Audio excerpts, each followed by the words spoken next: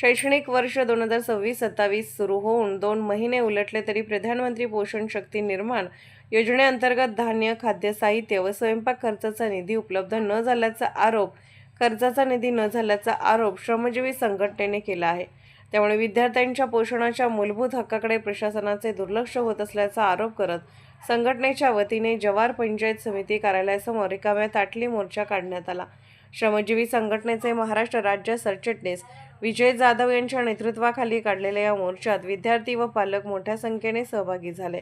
विद्यार्थ्यांनी तातडीने पोषण आहार उपलब्ध करून देणे, प्रलंबित धान्य व खाद्य साहित्याचा पुरवठा करणे तसेच स्वयंपाक खर्चाचा निधी त्वरित वितरित करण्याची मागणी करण्यात आली। यावेळी तालुका अध्यक्ष अजित गायकवाड, तालुका सरचिटणीस संतोष धिंडा, तालुका उपाध्यक्ष सुनील हिरकोंडा, तालुका उपाध्यक्ष परशुराम गागोडा, भास्कर जाबर, गोविंद गावित, तालुका संघटक शहराध्यक्ष जमशेद खान यांच्यासह संघटनेचे पदाधिकारी, कार्यकर्ते, विद्यार्थी व पालक मोठ्या संख्येने उपस्थित होते।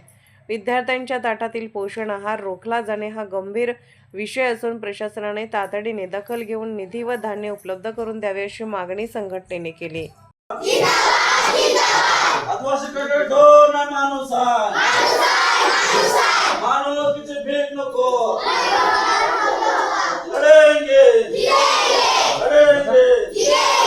मध्यान्ह भोजन आम्हाला मिळालंच पाहिजे।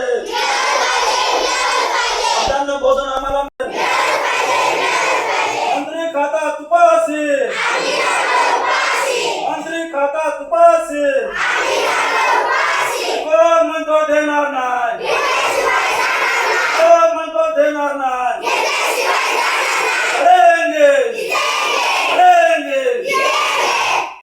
देणार नाही। मंत्री खाता तुपासी,